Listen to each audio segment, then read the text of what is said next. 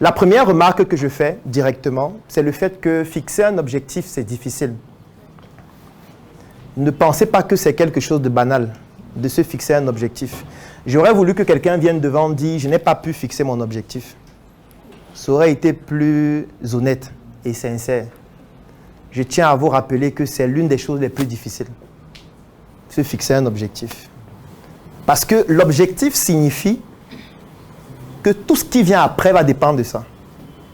C'est un peu comme en mathématiques. On disait exercice 1. 2x plus y égale à 1. Calculer x. Dès que tu mets ça, on met 1 point. Après, on dit exercice 2. Ryan va au marché avec x beignets. Il rencontre son ami Philomène. Et il doit donner 2 beignets à Philomène. Il reste combien de beignets à Ryan? Exercice 3. Vous avez un capital de x plus 50 000. Vous voyez un peu là où on va, non? En fait, ça facilite en fait la correction. Donc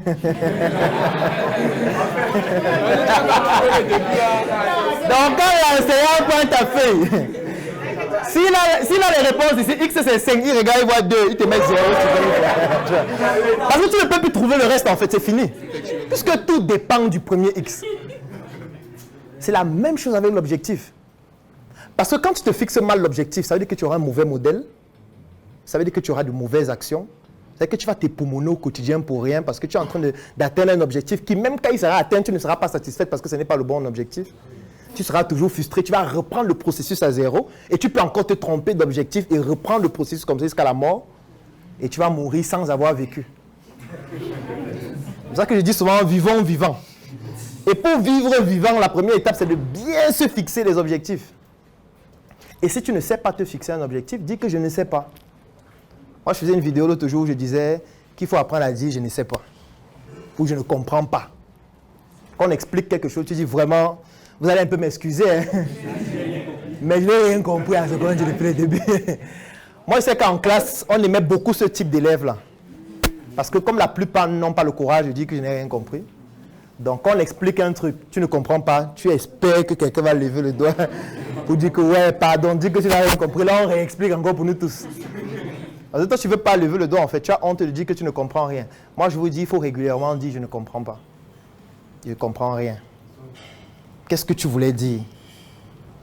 Renchérir, là, ça signifie quoi? Parce que c'est vrai que tu as dit que tu veux renchérir, mais qu'est-ce que ça veut dire?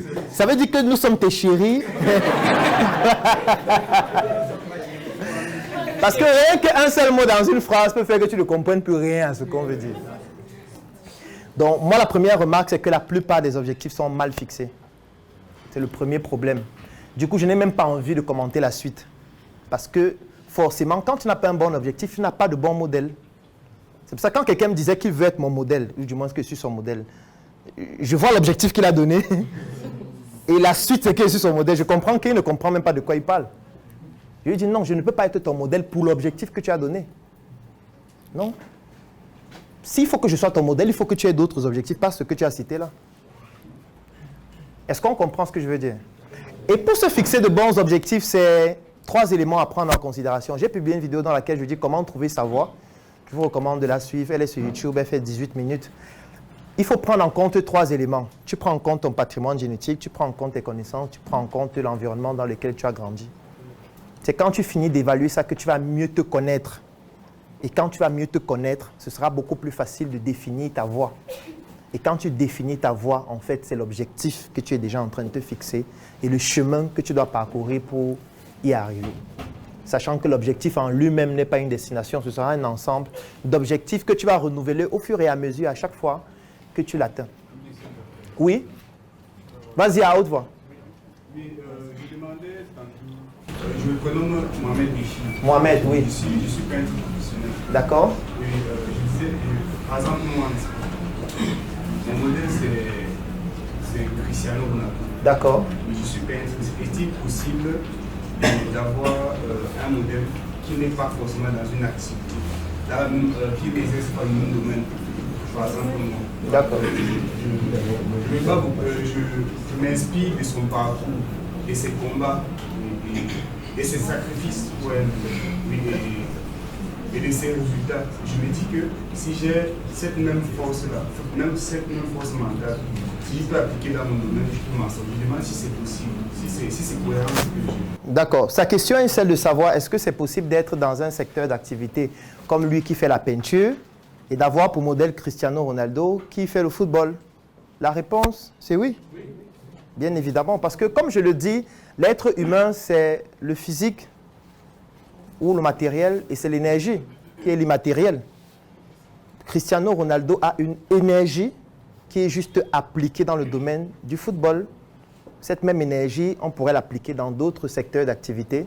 Ça produirait des résultats tout aussi étincelants, mais dans un autre domaine. Donc, c'est pour ça que même quand on dit qu'on copie, ce qu'on copie réellement, c'est l'énergie. L'énergie qui permet de, et qu'on va maintenant appliquer en fonction du secteur d'activité dans lequel on se trouve. Donc oui, c'est possible. OK. Donc je disais que pour fixer dans l'objectif, la première chose qu'il faut faire, c'est de se connaître. Le premier objectif que chacun d'entre vous devra avoir, c'est l'objectif de se connaître soi-même. Vous avez l'impression de vous connaître, mais vous ne vous connaissez pas. C'est très difficile de se connaître. Moi, la mission est simple.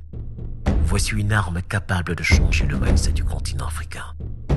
Détruire l'obésité de l'inconsistance intellectuelle dans laquelle se cache le coffret VIP. Il possède une arme contenant 200 heures de formation et 8 ans d'expérience entrepreneuriale. Recevez le pouvoir de devenir une meilleure version de vous-même.